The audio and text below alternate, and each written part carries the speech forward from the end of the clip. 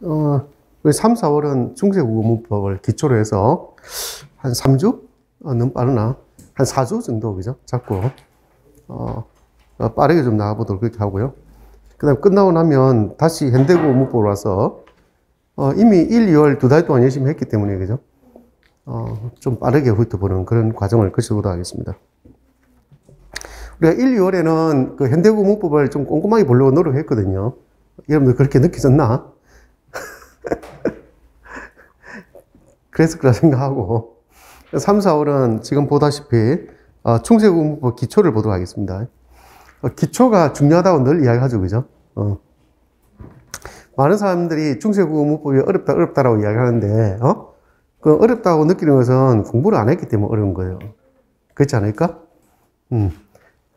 실제로 이 책도 보면 중세국어 문법 기초편은 사실은 가장 일반적인 내용만 담고 있습니다. 그죠? 중세국어를 바라보는 관점은 딱 이거 하나예요. 현대국어와 다른 중세만의 특징. 뭐만 알죠? 현대국어와 다른 중세국어만의 특징이 뭘까? 이거는 만약에 중세국어를 현대국어처럼 공부할 거면 굳이 중세국어를 할 이유가 없죠. 그렇지 않을까요? 중세국어 예문을 가지고 명사가 무엇이고 서술어가 무엇이고, 그죠? 이런 걸 따질 거면 왜 중세국어를 가지고 공부하겠어요? 그죠? 그러니까 중세국어를 공부하는 이유는 현대국어와 다른 점이 뭐가 있을까만 따지면 되는 거라고요. 그 주로 이제 이 책은 기초편은 딱 그게 충실해서 써여진 그런 내용이라 볼 수 있고요. 이 책의 기준은 이제 7차 교육 과정에 문법 교과서에 나오는 뒤에 프록을 기준으로 해서 조금 더 보완한 거다, 이렇게 생각하면 될 것 같습니다. 그 다음에 이 책의 뒤에는 중세국어 문법 심화편이 있거든요. 이 심화편은 또 양상이 조금 다릅니다. 생각보다 또 예문도 어렵고요. 내용도 좀 어쩌면 앞에 기본편에 있는 것을 바탕으로 했는데도 불구하고 좀 어렵게 쓰여진 감이 있습니다. 그래서 이거는 지금 하지 않고 5, 6월에 가서, 그죠? 보도록 그렇게 하겠습니다. 앞에 기초편보다 실제로 해보면 한 주나 2주 정도 더 시간이 많이 걸리거든요. 그걸 감안해서 이해하면 될 것 같고요. 그렇게 생각하면 우리가 1, 2월에 현대국어 문법을 했고, 그죠? 3, 4월에 중세국어를 보면서 현대국어 문법을 다시 볼 것이고, 그럼 5, 6월에는 중세국어를 중심으로 하면서 그 다음에 남는 시간은 전체를 다 보는 걸로 하겠습니다. 그때는 지금 계획은 약간 논쟁거리가 되는 어떤 문제 중심으로 볼까 생각하고 있는데 어쩔지 모르겠어요. 그때 가보고 자료가 만들어진 걸 보면서 판단하도록 그렇게 하겠습니다. 그 다음에 늘 같듯이 7월에는 기출문제 들어갈 것이고, 그죠? 그러니까 보통 이제 현대국어 문법과 국어교육론하고 문학은 기출문제를 보더라도 처음부터 끝까지 다 못 봐요. 여기서 처음이라고 하는 것은 2000년 초기 있잖아요, 그죠? 2000년 초기에 나왔던 문제부터 해서 다 못 보거든요. 문법은 가능합니다. 문법은 아주 옛날에 나왔던 서술형 문제 있잖아요, 그죠? 그거부터 다 볼 수가 있죠. 물론 시간은 좀 빠듯할 겁니다만은 충분히 그러지 않을까 하는 생각이 듭니다. 그렇게 해보면 매년 이제 문법이 큰 틀에서 볼 때 있잖아요. 서술형이 어떻게 바뀌어 왔는지도 알 수 있고요. 특별히 중요하게 취급되어지는, 그죠? 꼭지가 무엇인지도 파악할 수가 있거든요. 그러니까 내가 이런 말을 하는 이유는요. 보세요. 지금 우리가 1, 2, 3, 4, 5, 6월까지는 그래도 이론을 공부한다라고 생각해서 현대국어하고 중세국어를 그래도 최소한 2번 이상은 반복하잖아요. 왜? 맞죠? 반복하고 있고요. 또 한 번 더 할 수 있는 기회가 있다는 뜻을 말하고 생각합니다. 그러니까 기출문제 분석할 때 또 한 번 더 현대국어 문법부터 중세국어 문법 전체를 아우르는 제법 꼼꼼하게 한 번 더 볼 수 있는 기회가 또 있거든요. 그렇게 생각하면 몇 번 보는 거야, 공식적으로? 3번 보는 것이 되겠죠. 됐죠? 그 3번 보고, 그 다음에 또 모의고사 시즌에도 여러분들이 공부 안 하지 않을 거잖아요. 왜, 그죠? 또 한 번이나 2번 더 보고요. 그렇게 하면 공식적으로 여러분들 그때 보는 거 다 합치면 한 5번 정도는 반복하지 않겠나 하는 생각을 하고 있습니다. 그 다음에 또 참고로 여러분들 직관 같은 경우에는 그룹 스터디 할 때, 그죠? 또 이미 그 학교 문법과 문법 교육으로, 그죠? 한 바퀴 돌렸고요. 그죠? 그 다음에 3월부터는 이번 주부터 올렸습니다만은 우리말 문법으로 3, 4월 또 한 번 돌릴 거고, 그죠? 또 5, 6월에 가면 또 그 책으로 또 다시 한 번 더 돌릴 거거든요. 맞죠? 또 그거 한 번 더 돌릴 거고, 그럼 7, 8월 가면 또 그걸로 할지 딴 걸로 할지 모르겠어요. 그죠? 새로운 책이 나오면 그 새로운 책을 하게 될지 또 모르겠거든요. 그럼 도대체 몇 번 보는 거야? 응? 이미 5번 본 데다가 이미 1, 2월에 한 번 돌렸고 책을, 그죠? 그럼 3, 4, 5, 6 맞죠? 8번 보내. 그렇잖아요. 8번을 돌려요.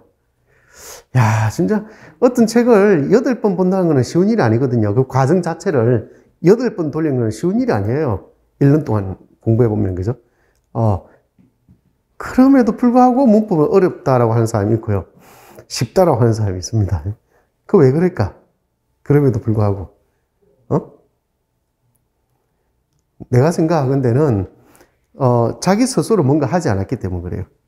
스스로 뭔가를 해보지 않았기 때문이다. 나는 어떤 생각을 했냐면, 자, 예를 하나 들어볼게요. 예전의 공부 방식을 이야기하면요. 그 예전 하면 언제부터라고 딱 꼭 집어서 말하기는 어렵지만, 적어도 이제, 언제부터 기준 삼을까? 그래, 옛날에 그 객관식 넣었던 적 있잖아요. 그죠? 그걸 기준 삼아서 그 이전의 세대라고 이야기해 봅시다, 그냥. 굉장히 오래됐다, 그죠? 그 세대는 문법 공부 방식이 딱 하나였어요. 단권화하기. 단권화하기. 그래서 그 여러 가지 책 중에서 가장 많은 정보가 담겨 있는 거, 여러 가지 전공서도 그렇고 있잖아요. 아니면 뭐 학원 책도 그렇고 그 중에서 가장 많은 정보가 담겨 있는 책을 기준으로 삼고 거기에 빠져 있는 내용만, 그죠? 내용만 첨가해서 책을 단권화시켰죠. 그렇게 공부하는 방법이 가장 일반적인 공법이었습니다. 그렇게 하면 좋은 점이 뭐냐면, 적어도 이제 문법이라는 범주 속에서 다뤄야 될 내용은 다 다룬다는, 그런 장점이 좀 있죠. 그죠? 그런 특징이 있지 않나 하는 생각이 들어요. 그 다음에 객관식 때 넘어오면서 문법이 좀 어려워지기 시작했어요. 아무래도 객관식이라고 하는 것이, 그죠? 선지 자체가 어렵잖아요. 왜? 구석에서 놓을 가능성이 높잖아요. 왜? 그죠? 그래서 이제 문법이 어려워지기 시작했고, 그래서 문법만 강의하는 사람이 생기기 시작했어요. 객관식 시대에 들어와가지고 문법만 강의하는 사람이 생기기 시작했고, 그래서 이제 문법의 전성기가 되었죠. 그러니까 객관식 때 문법의 전성기였어요. 그 다음에 서다평으로 넘어왔는데, 서다평으로 넘어오니까 갑자기 문법이 너무 쉬워진 거야. 그래 되면서, 일종의 뭐냐면, 야, 문법을 이렇게 1년 내내 공부해야 돼? 하는 회의가 생기기 시작한 거죠. 서다평 때 와가지고.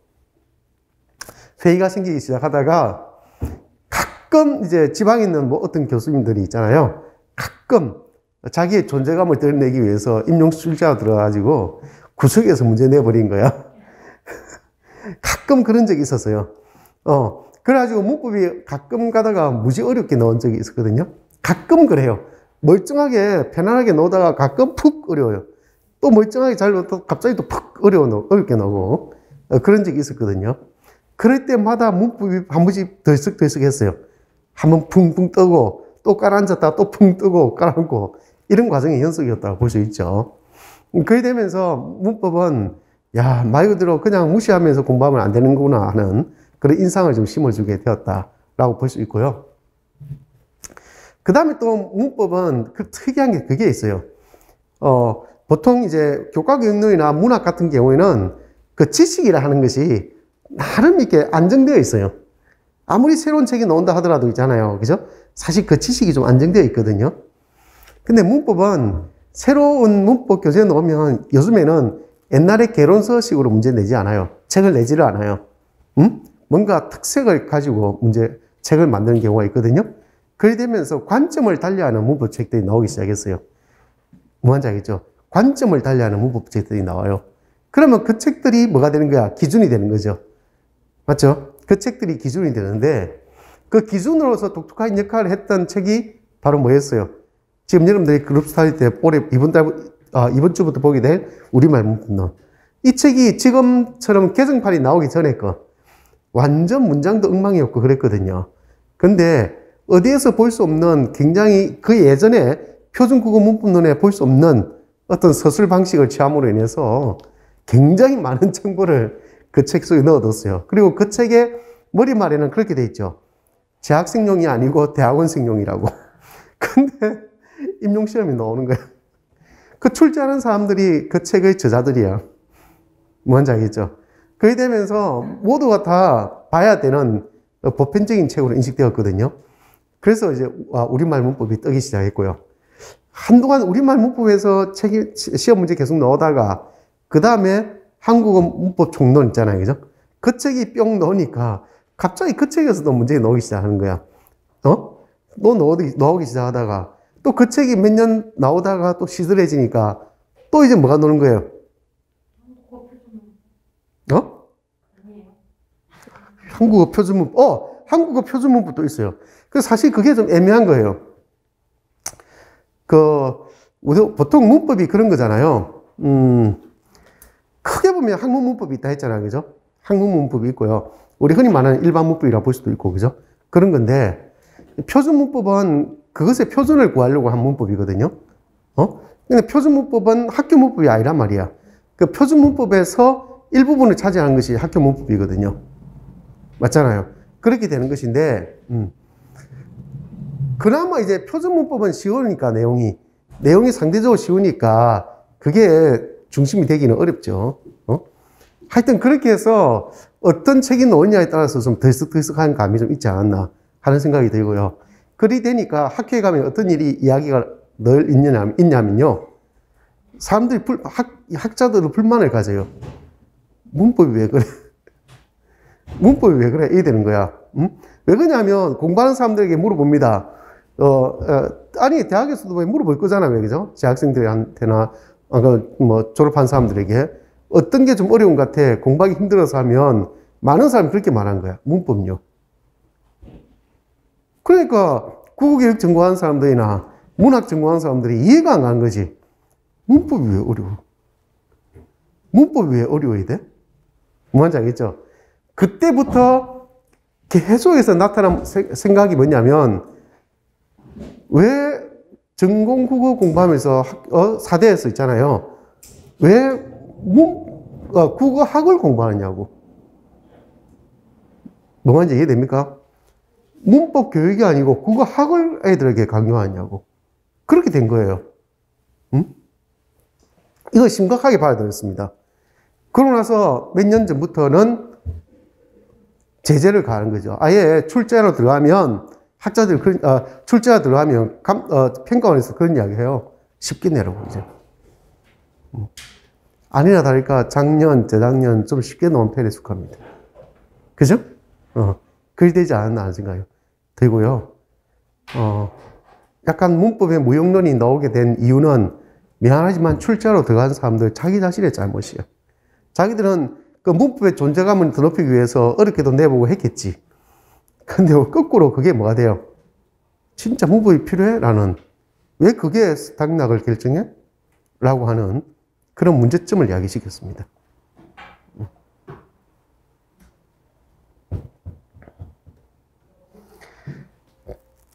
현직에 있는 교사들에게 물어봤어요. 저번에 한번 이야기했을 거예요. 그죠? 일정 연수 받는 사람들에게 물어봤어요. 일정 연수 받는 사람들이요. 경력을 보면 가장 적은 경력이 3년이에요. 10년, 기간제로 오래 한 사람들도요. 이제는 일정 연수를 받을 수 있잖아요. 왜? 아까 이야기했잖아요. 그죠? 그렇게 되면서 굉장히 다양한 경험치를 가지고 있는 사람들이 일정 연수를 받습니다. 지금은.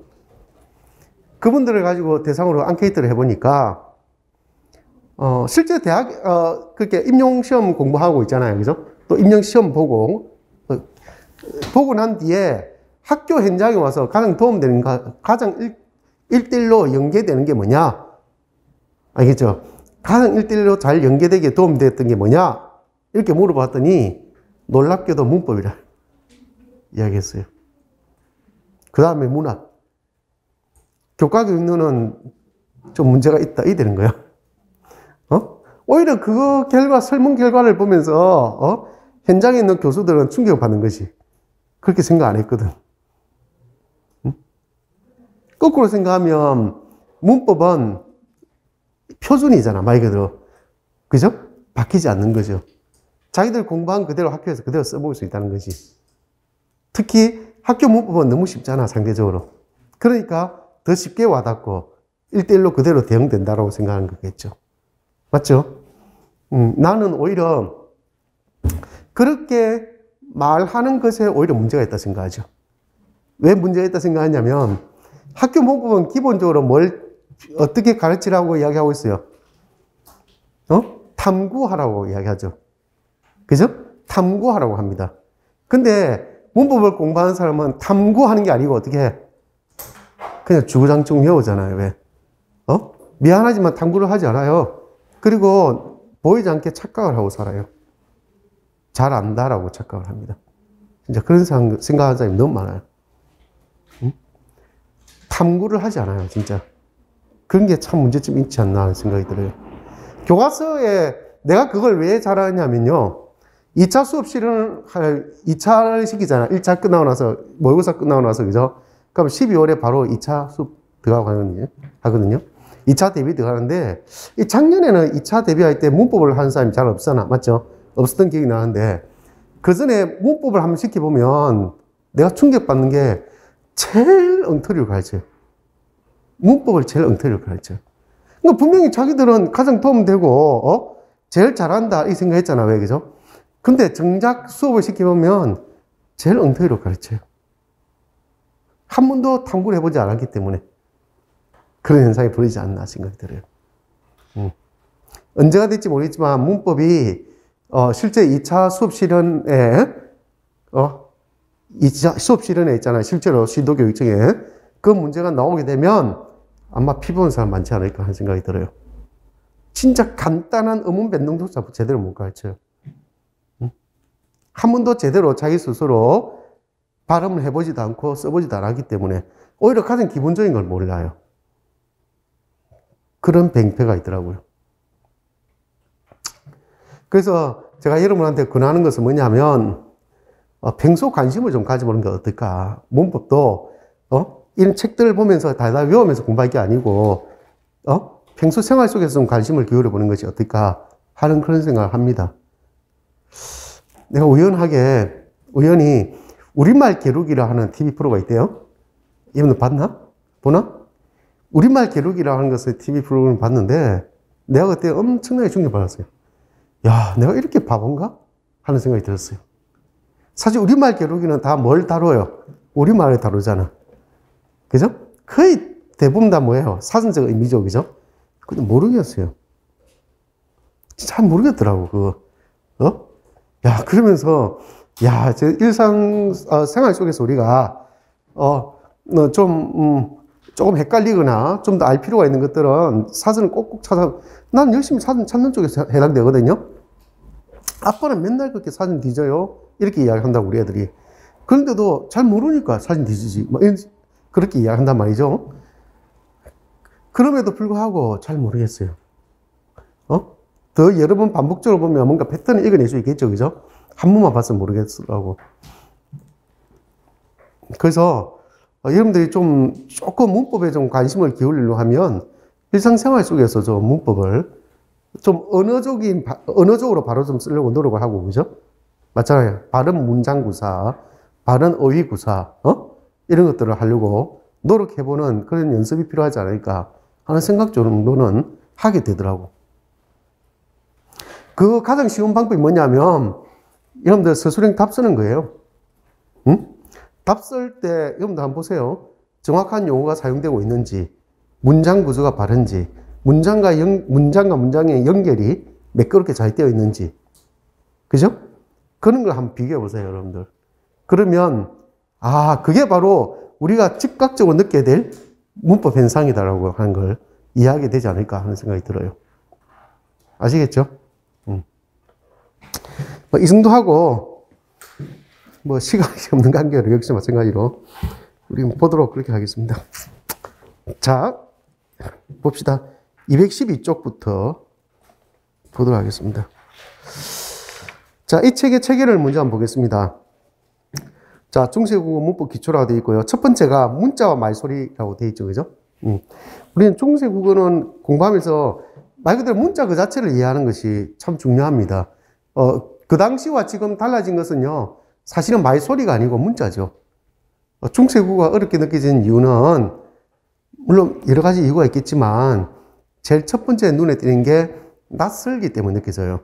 그 낯설다는 것은 뭐 때문에 낯설냐면, 문자 자체가 낯설기 때문이지 않을까 하는 그런 생각을 해봅니다. 그래서 좀 익숙해지도록 노력해 볼 필요가 있지 않을까 하는 생각이 들고요. 그게 바로 문자입니다. 그러니까 이 문자와 말소리에서는 이 문자가 어떻게 나왔고, 어떻게 창작되었고, 그 다음에 어떤 제자 원리에 의해서 만들어졌는지를 확인하는 과정을 거치게 될 것입니다. 주로 이제 우리의 문자에 대한 이야기를 전반적으로 하게 되지 않을까 하는 생각이 들고요. 그 다음에 여기 있는 내용들의 대부분은 훈민정음 해례본에 있는 내용입니다. 그죠? 훈민정음 해례본에 보면 지금 여기 있는 설명들이 다 그대로 설명되어 있거든요. 굉장히 매끄럽게 설명되어 있습니다. 그러니까 우리 문자인 훈민정음은요, 세계에 있는 온갖 그 문자 중에서 유일하게 어떤 의미를 담고 있고, 그 문자가 어떻게 제자되었는지, 어떻게 만들어졌는지, 그죠? 그걸 꼼꼼하게 밝히고 있는 유일한 문자입니다. 그게 우리 문자의 의의죠. 의의라고 볼 수 있거든요. 자, 그 다음에 쭉 넘겨보면, 어문에 대한 이야기도 있고요. 그 다음에 어문이 끝나고 나면, 단어 들어갑니다. 이 단어는 그 현대국어와 다른 점만 찾다 보니, 그죠? 굉장히 설명이 소략해 보이잖아요. 그죠? 그래서 말 그대로 현대국어와 다른 점에 초점 맞춰서 설명해 놓고 있습니다. 그 다음에 231쪽에 가면 문장에 대해서 다룰 겁니다. 뭐 어휘를 다룰 필요가 없다면, 그죠? 이 정도 하고 마무리 짓지 않을까 하는 생각을 해봅니다. 양이 많지 않잖아요. 왜, 그죠? 자, 그러면 212쪽부터 보도록 하겠습니다. 자, 문자, 훈민정음이라고 되어 있습니다. 무슨 뜻인지 알죠? 백성을 가르치는 바른 소리라는 뜻을 가지고 있습니다. 정엄, 이렇게 이야기하죠. 그죠? 이 창제자는 이제 세종, 이렇게 되어 있습니다. 이거는 여러 가지 이야기가 있지만, 일단 창제자를 세종이라는 것은 세종 친제설이라는 입장에서 접근합니다. 들어봤죠?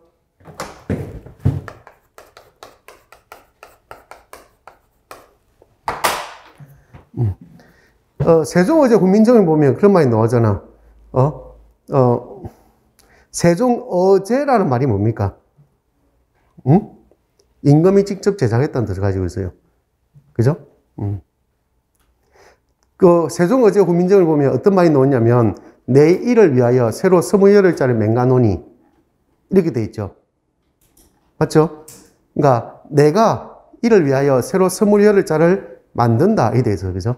맹가노니라고 돼 있잖아요. 나오 할 때 오는 1인칭과 연계되잖아요. 호응되잖아요. 왜, 그죠?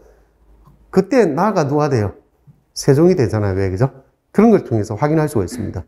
당신이 직접 만들었다, 이렇게 돼 있죠. 그죠? 그걸 우리가 뭐라 하냐면 친제설이라고 이야기합니다. 아시겠죠? 또 한 가지는 세종이 주도한 건 맞는데요. 여러 가지 협찬을 받아서 완성했을 거다라고 하는 것도 한 설이 있습니다.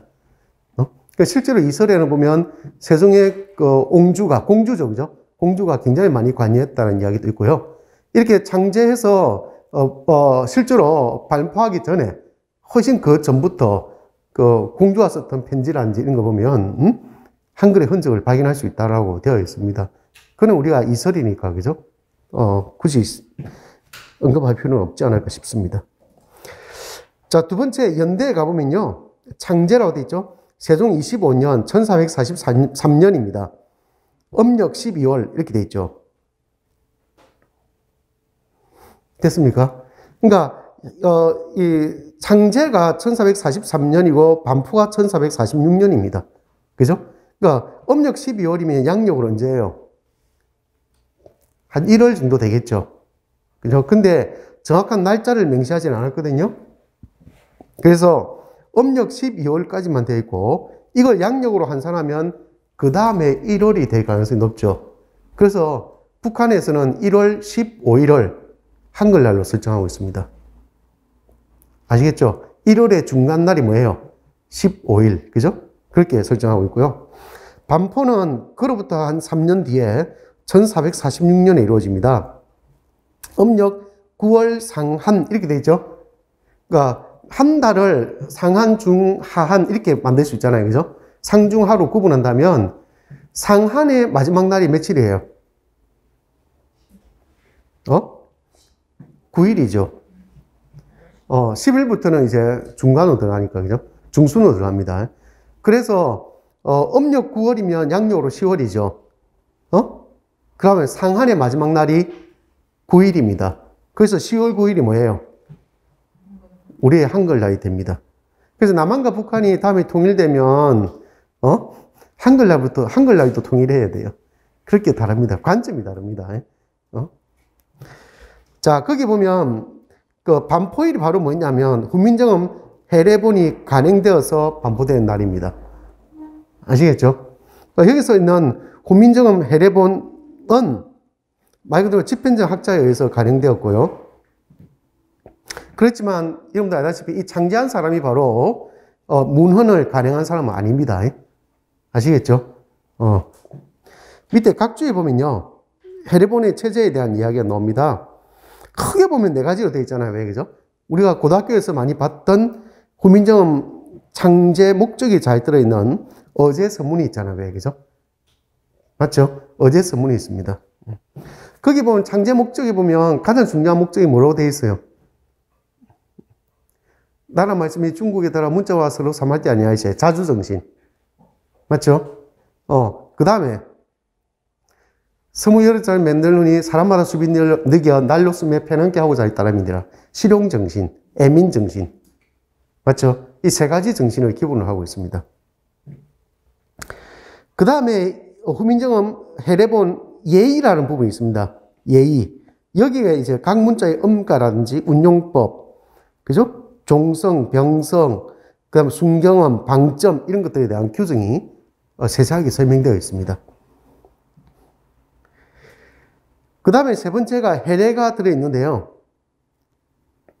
해례에는 보면 말 그대로 예를 들어서 설명한 거예요. 해례라는 것은, 그죠? 거기 보면 제자해, 초성해, 중성, 종성, 그 다음에 합자해, 용자해 이런 것들이 있습니다. 됐죠? 예를 들어서 제자해에 보면요. 제자원리라든지 조성체계나 중성체계라든지 음상이라든지 이런 것들에 대한 설명이 굉장히 꼼꼼하게 설명이 되어 있습니다. 그럼 마지막에 정인지 후서라고 하는 부분이 있거든요. 이런 문자를 창제한 이유가 뭔지 여기도 보면 창제자가 나옵니다. 뭔지 알겠죠? 그리고 이 책을 누가 썼는지, 그죠? 이런 것들이 자세히 설명되어 있습니다. 이게 훈민정음의 해례본의 체제가 되겠습니다. 그러면 우리가 흔히 말할 때 훈민정음이라 하는 것은 두 가지 의미를 가지고 있다는 거 알 수 있죠. 첫 번째 뭐예요? 우리의 문자라는 의미를 가지고 있습니다. 우리의 문자. 그죠? 우리가 지금 한글이라 하잖아. 왜, 그죠? 한글이라 하듯이, 그 당시에는 한글이라는 명칭이 없었잖아요. 왜, 그죠? 그래서 훈민정음 이렇게 이야기했습니다. 알겠죠? 두 번째는 훈민정음 해례본을 말합니다. 그죠? 서명이라는 뜻을 가지고 있죠. 해례본이라는 서명. 그래서 책에 보면 문자 체계의 명칭이라고 되어서 우리 고유 문자인 한글의 공식 명칭이면서 백성을 가르치는 바른 소리, 우리 어음을 바르게 쓰는 글 이런 뜻을 가지고 있습니다. 그래서 이 훈민정음의 다른 명칭이 그 당시에 훈민정음으로도 쓰였지만 굉장히 많이 쓰인 말이 바로 엄문이라는 이름을 많이 쓰였습니다. 알겠죠? 엄문 또는 정엄이라는 이름을 많이 쓰였죠. 엄문, 정엄. 됐죠? 그러니까 중국 쪽에서는 반절이라는 말로도 써 있습니다. 들어봤습니까? 반절이라는 말이 써 있고요. 그 다음에 약간 이 훈민정음을 좀, 학자들이, 그 당시 학자들이, 사대부들이 약간, 비속적으로, 뭐랄까, 좀 얕보른다는 의미로 있잖아요. 쓴 말이 바로, 아의 글. 아이들이나 읽는 글, 그죠? 쓰는 글. 됐죠? 또는 암클, 이런 말로 씁니다. 암클, 아해클 이런 말로 써 있죠. 됐죠? 그 다음에 거의 이제 근대기를 거칠 때 국문이라는 이름으로 많이 써 있고요. 국문. 그죠? 그 다음에 이 정확한 출처는 잘 모릅니다만은 주식행 선생이 그랬다고 하는데 어쨌든 한글이라는 이름으로 쓰이게 되었습니다. 그때 한은 어떤 의미를 가지고 있어요? 크다. 뭐, 이 다양한 의미가 있지만 우리가 대한민국 할 때 대한이 뭐예요? 그 한이잖아, 왜? 맞죠? 우리나라에 대한 명칭입니다. 한이라고 하는 것은. 맞죠? 대가 우리의 명칭은 아니잖아요. 왜? 그건 크다는 의미를 가지고 있으니까. 맞죠? 한이라고 하는 우리의 명칭이 있고요. 우리나라에 대한 명칭이 있고, 대한민국이라는 것은 그곳에 사는, 백성과 나라라는 뜻을 가지고 있죠. 이해했습니까? 그런 한글로 쓰여지게 되었죠. 자, 두 번째는 책 이름으로서의 훈민정음이라고 이야기했습니다. 이거는 한문본인 해례본이다. 이런 이야기 했고요. 한글의 창제 원리를 설명한 책 이름이고, 이 훈민정음은 예의본과 해례본이 같이 있습니다. 알겠죠? 예의본과 해례본이 같이 있다.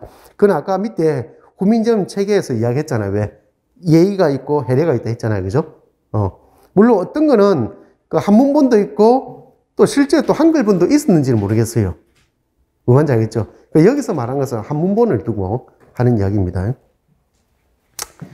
자, 일반적으로 국어사적으로 쭉 본다면, 그죠? 국어사적으로 본다면, 훈민정음 창제가 국어사적으로 굉장히 중요한 의미가 있을 거다라고 생각하지만, 어때요? 꼭 그렇진 않아요. 우리의 국어사는 대체로, 우리의 역사와 같이 궤를 같이 합니다. 그죠? 궤를 같이 하죠. 그래서, 삼국시대를 기준으로 할 때 있잖아요. 때를 우리 고대국을 하잖아요. 왜, 그죠? 그러면 훈민정음이 만들어지는 이때는 언제 뭐라 그래요?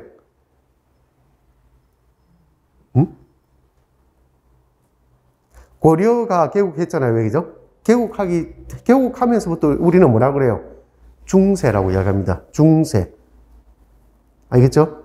중세를 하고요.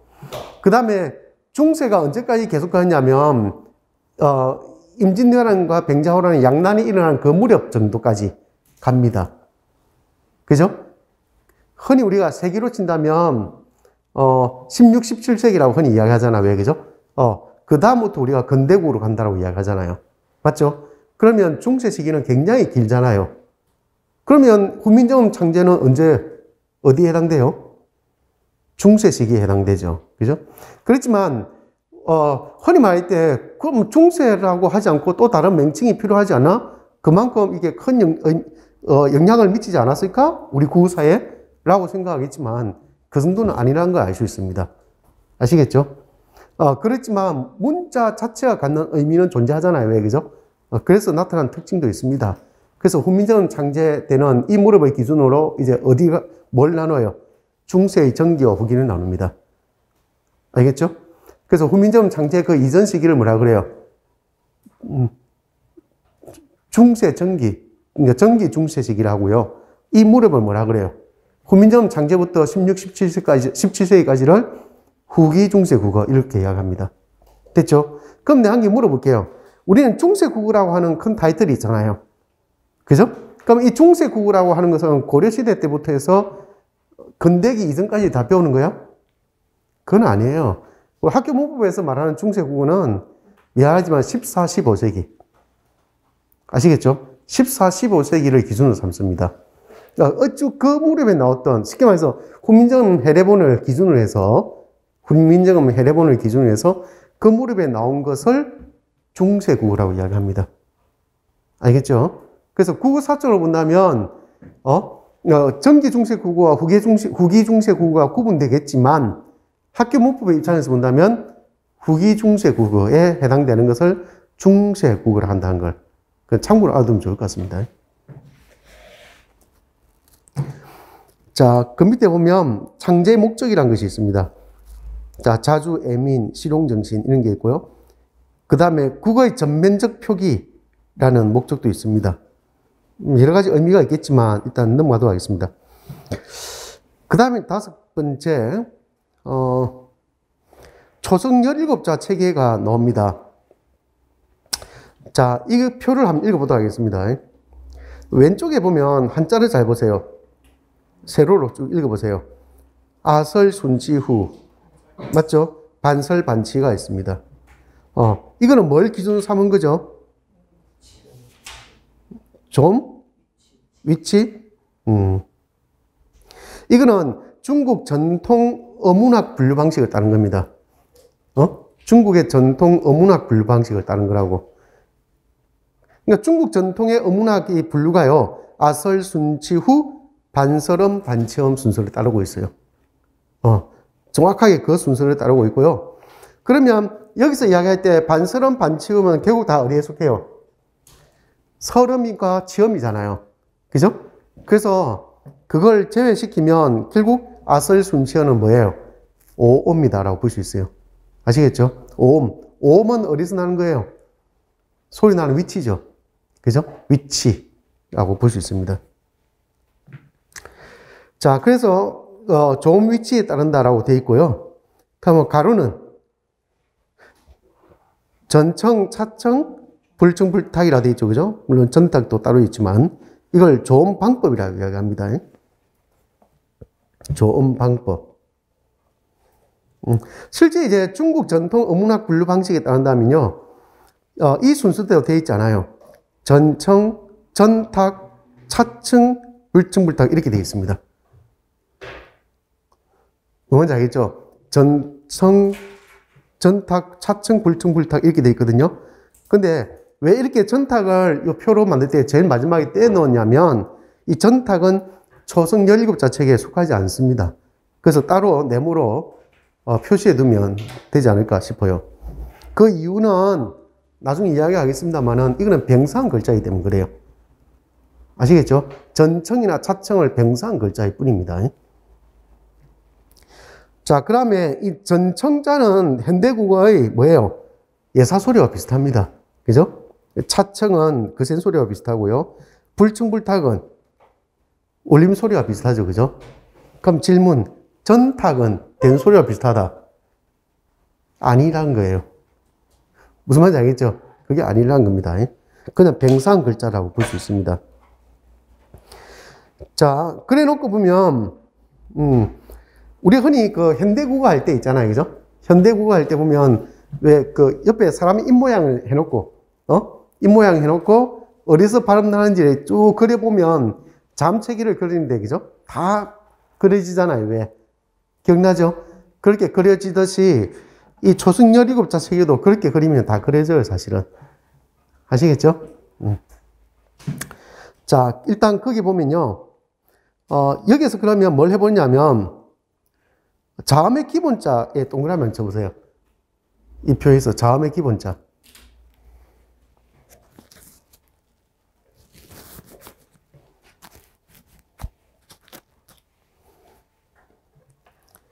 자, 쳐봤나요? 자음의 기본자 하면 뭐가 있어요? 암은 기억이잖아요. 왜, 그죠? 기본자가 기억이에요. 그러니까, 자음의 기본자는 상행의 원리에 의해서 만들어진 기본자를 말하거든요. 아음, 기억난, 상설근, 배우지형. 그죠? 그 다음에 설음, 니은난, 상설, 부상학지형. 그죠? 그 다음에 순음, 미음난, 상구형. 그죠? 그 치음, 시온난, 상치형. 후음, 이형난, 상후형. 무슨 말인지 알겠죠? 이게 자음의 기본자입니다. 그러면 이 이야기를 왜 하냐면 사람들이 자꾸 공부할 때 자음의 기본자와 이 전청자를 헷갈려하는 사람이 많거든요. 그래서 그렇지 않다는 걸 말하려고 한 겁니다. 아시겠죠? 그래서 자음의 기본자가 아니고 여기는 건 뭐라고요? 흔히 우리가 말하는 예사소리 정도다. 전청자가 이렇게 생각하면 돼요. 이건 기본자 아닙니다. 예. 자, 그 다음에 차청, 불청, 불탁이 있는데 현대국어가 좀 다른 점이 있죠. 좀 다른 게 눈에 띄잖아요. 왜, 그죠? 전청자에 보면 후음에 뭐가 있어요? 여린 이엇이 있고요. 그 다음에 불청, 불탁에 보면 어금니 소리가 있죠. 아음에 보면 옛 영이 있고, 그죠? 그 다음에 후음에 보면 영이 있잖아요. 왜? 그죠? 이런 차이가 좀 있고, 그 다음에, 반치음이 있죠. 그죠? 예, 그런 차이가 좀 있습니다.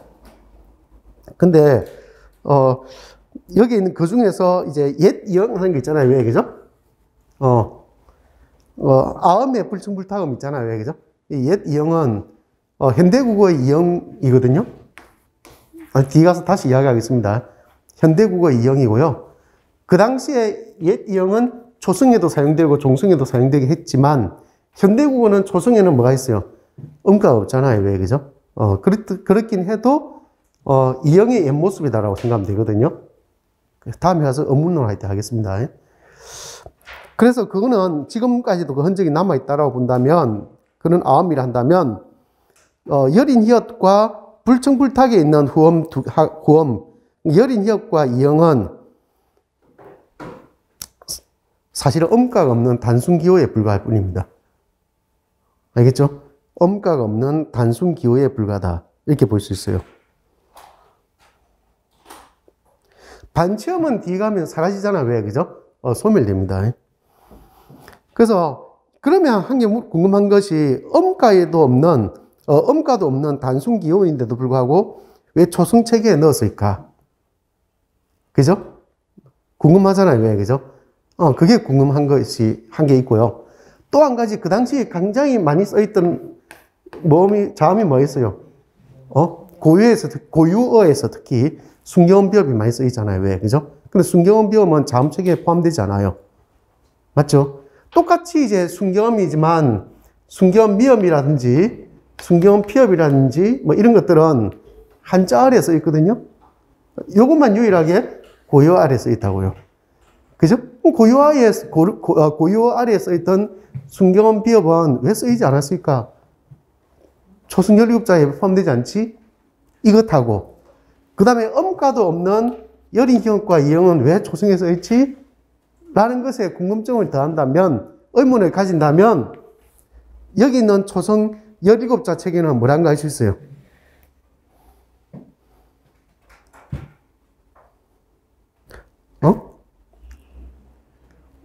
우리말 체계를 따른 것이 아닐 수도 있겠다라는 의문을 가질 수가 있죠. 왜? 여러분들 아시다시피 뒤에 가서 이미 공부해서 알겠지만 이런 것들은 동국정문식 한자음 표기니까. 맞잖아요. 한자음 표기에 초성이 사용됐으니까. 그죠? 그러니까 여기 있는 17자 체계는 결국 뭐란가 할 수 있어요? 한자음 표기 수단일 수 있겠다. 다르게 말하면 훈민정음 창제의 목적이 중국의 원음에 가깝게 표기하기 위한 하나의 표기 방식일 수 있겠다라고 생각할 수 있는 것이죠. 그렇지 않습니까? 중국의 원음에 가깝게 표기하기 위한 표기 방식일 수 있겠다. 그게 창제 목적일 수 있겠다라고 생각할 수 있습니다. 물론 이것만 가지고 이야기하는 건 아니고요. 여러 가지가 있습니다. 그렇게 이야기할 수 있는 근거가 여러 가지가 있습니다. 자, 그러면 현대국어와 다시 한번 비교해 보도록 하겠습니다. 현대국어의 자음은 총 몇 개예요? 19자. 맞죠? 19자입니다. 그러면 여기에서 현대국어에 쓰이지 않는 것은 뭐가 있어요? 좀 전에 이야기했듯이 여린 이엇 없고, 이형 없고, 그러니까 반치음 없고, 맞죠? 그 다음에 또, 그래. 이 정도 뺀다 칩시다. 그럼 총 몇 개 남아요? 14개 남나? 17자에서 3개 빠진 14개. 14개에서 현대국어에는 뭐가 있어요? 응? 된소리가 있잖아요. 왜, 그죠? 쌍기역, 쌍디거, 쌍비업, 쌍시옷, 그 다음에 쌍지엇. 맞죠? 그럼 총 몇 자가 돼요? 19자. 현대국어의 어문은 총 몇 개? 40개. 맞죠? 40개 중에서 자음은 몇 개? 19개. 모음은 21개. 어떻게 되는지 알겠죠? 그렇게 되는 겁니다. 밑에 각주에 보면 157번째 각주하고 158번째 각주는 쭉 그런 내용을 좀 담고 있습니다. 아시겠죠? 거기에서 보면 15세기 통영 어문이란 말이 있죠. 찾았습니까? 통영 어문이란 것은, 위에서 이야기했던, 음가 있는 23개 중에서 음가 없는 여린 희역과 이형을 빼면 21자, 21자에서 그 당시에 고유에서 많이 써있던 순교원 비읍을 넣으면 22자, 이 22자가 그 당시에 통영 어문이라는 것을 설명해 줍니다. 이거 알겠죠? 그러다가 현대국으로 오면 순교원 비읍이나 반치음이나 그죠? 그럼 된소리 중에서도 여기에 있던 여린 엿은 없잖아요. 왜 그죠? 그런 걸 삭제하고 나면 총 19장 남는다는 것을 보여주고 있죠. 여기까지 알겠습니까? 예. 자, 지금까지 우리는 조승 17자 체계까지 공부했습니다. 213쪽 한번 보세요.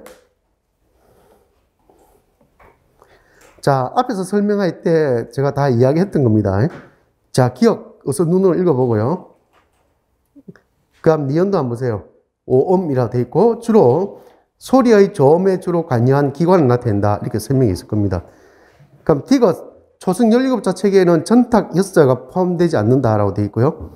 전탁 6자는 글자 운용법, 병설하죠. 그죠? 나란히 쓰기. 글자 운용법에 의해서 만들어진 쓰는 자로 분류된다라고 되어 있습니다. 그 중에서도 약간 구분되는 게요. 전탁자를 보면요.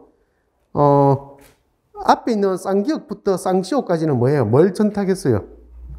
전청자를 전탁했죠. 전청자를 병사한 거죠. 그죠? 병사했다고 볼 수 있고요. 쌍희엇은 차청을 병사한 것입니다. 그죠? 그렇게 구분됩니다. 그 다음에 이걸 보면서 좀 한 개 더 봐둘 만한 것은 이때는 히읗이 차청에 해당됐다는 거야. 맞죠? 현대국어의 자음 체계에서 히읗은 어디에 넣어둬요? 학교문법에서는 예사소에 넣어두죠. 알겠습니까? 학문문법에서는 히읗은 거센 소리에 넣어인다는 이야기가 많거든요. 근데 학교문법에서는 예사소리에 넣어둡니다. 근데 이 당시 조승 17자 체계에서는 차층에 들어갔다는 거 알 수 있다. 그죠? 그것도 참고로 봐두면 좋을 것 같고.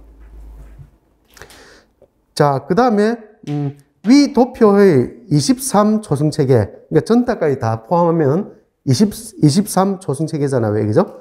이 체계는 동국 정운의 조승 체계와 똑같대요. 응? 동국 정운의 조승 체계와 똑같다. 아시겠죠? 그러면 여러분들 동국 정운은 뭔데? 이 동국 정운은 1448년에 만들어진 우리나라 최초의 운서입니다. 우리나라 최초의 운서. 알겠죠? 운서라 볼 수 있고요. 그러니까, 일종의 한자음을 우리 음으로 표시했다는 거예요. 한자를 우리 음으로 표시했다. 아시겠죠? 그래서, 여기 들어있는 조승이 동국정운의 조승체계와 같다는 이유로 우리의 그린 훈민정음, 그 당시 훈민정음의 이걸 창제한 이유가, 알겠죠? 중국의 원음에 가깝게 표기하기 위한 이유가 아니었을까라고 또 한 번 의심을 받게끔 하는 이유가 되기도 합니다. 자, 그 다음에 리얼에 보면 초승자의 이름은 알 수가 없다. 이렇게 돼 있죠. 그러나 이난 가운데 소리 같으니라를 근거로 해서 기니 디리 식으로 읽기도 한다. 이렇게 돼 있어요.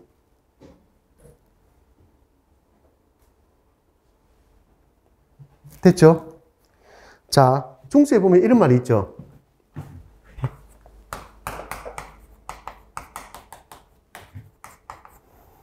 기억난 음소리니 이런 말이 있고요. 그죠?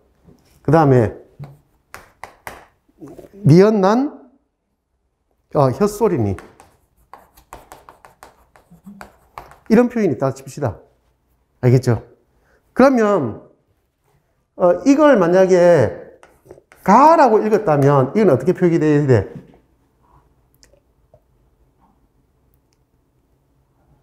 응? 안 정도 돼야 되겠죠. 맞잖아요. 그죠? 가안 아니다. 가가 아니고 기억이라 됐다면 기억안이라고 표기해서 될 거야. 가가 아니고 기억이었다면 왜 기억이 갑자기 나오냐면 누구죠? 훈몽자해에 거의 되어 있습니다. 훈문자해에 보면 기역이라고 되어 있거든요. 맞잖아요. 그러니까 적어도 이제 훈민정음이 만들어지고 난 뒤에 훈몽자해에서만 훈민정음의 흔적을 발견할 수 있으니까. 맞잖아요. 그죠? 충분히 그렇게 그 당시에 훈민정음 시대에 있잖아요. 한글이 창제되고 반포되고 난 뒤에 이것을 기역이라고 읽었을 수 있겠다는 생각이 들잖아. 왜? 훈몽자해는 그렇게 되어 있으니까. 맞잖아요. 그럼 만약 이게 기역이라고 읽겠다면 이거는 뭐라고 적어야 되냐면 기역안이라고 적어야 된다고요. 뭔지 알겠죠? 그런 걸 본다면 저거 기억이 기억으로 익혔을 수가 없다는 거 알 수 있어요. 이걸. 니언난이라고 되어 있지만 훈민정음 해례본에는 니언난이라고 되어 있지만 그 다음에 훈몽자에는 뭐라고 되어 있냐면 이 또 니언안 이렇게 되어 있거든요. 아시겠죠? 그러니까 역시 이것도 니언으로 적히지 않았다는 걸 알 수 있어요. 니언은 아니었다는 걸 알 수 있어요. 무슨 말인지 알겠죠? 그런 것들을 조합해 볼 때 추측하기로 알겠죠? 추측하기로 난이라고 적힌 걸 통해 볼 때, 그죠? 적힌 걸 통해 볼 때 아마 이를 붙였을 가능성이 높다라고 해서 기니 디리 이렇게 읽었을 가능성이 높다. 아시겠죠? 여기서 나온 말이 바로 그런 이야기라는 걸 알 수 있습니다. 자, 그 다음에 미음에 보면 자, 기역, 니언, 미음, 시옷, 이영 이거 아까 뭐였습니까? 기본자였죠. 그죠? 초성의 기본자였습니다. 다섯 자는 초성의 상형의 기본자이고 그 계열에서 소리가 가장 약한 것이다. 이 나중에 또 설명하겠지만 제자원리상을 본다면 이 소리에서 뭐가 됐어요? 획이 더해져서 가획이 되어서 뭐가 됐습니까? 크가 되고 더가 되고 트가 되었잖아요. 왜? 딴 것도 다 마찬가지입니다. 그러면 획이 더해진다는 것은 그만큼 뭐가 된 거야? 소리가 세어졌다는 뜻을 가지고 있어요. 물론 자질 문자라 하는 것은 그 다음에 이야기고. 아시겠죠? 소리가 더 세어졌다. 그러면 이 기본자가 뭐가 되는 거예요? 같은 계열, 적어도 획이 더해져서 만들어졌던 가역의 원리에 의해서 만들어진, 그죠? 같은 계열에 있는 다른 글자보다는 이 소리가 뭐가 돼? 가장 약한 소리가 되는 것이죠. 그런 의미를 가지고 있습니다. 물론, 이체자는 또 다릅니다. 그죠? 이체자인 이유가 따로 거기에 있는 것이죠. 그죠? 그러지 않다는 것 때문에 이체자가 되는 겁니다. 자, 다시, 이 다섯 자는 오음은 초성의 상형의 기본자이고 그 계열에서 소리가 가장 약한 것이다. 그 각각에서 소리의 세계에 따라 획을 더하여 글자를 만들었으나 옛, 영, 리얼, 반치음 등은 이체자다. 이렇게 말하고 있습니다. 이 말은 좀 이따 설명하겠지만 획을 더한 뜻이 없다는 뜻입니다. 아시겠죠? 획을 더한 뜻이 없다. 지금 여기는 이제 우리가 기본을 하기 때문에 이렇게 제가 간단하게 설명되어 있는데 뒤에 심화편을 가면 그 이유를 분명히 밝히고 있습니다. 제시해 놓고 있어요.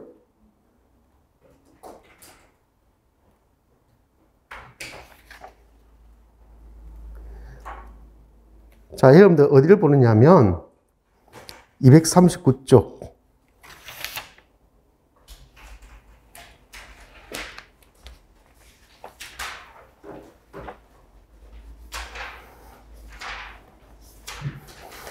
자, 238쪽하고 9쪽을 보면요.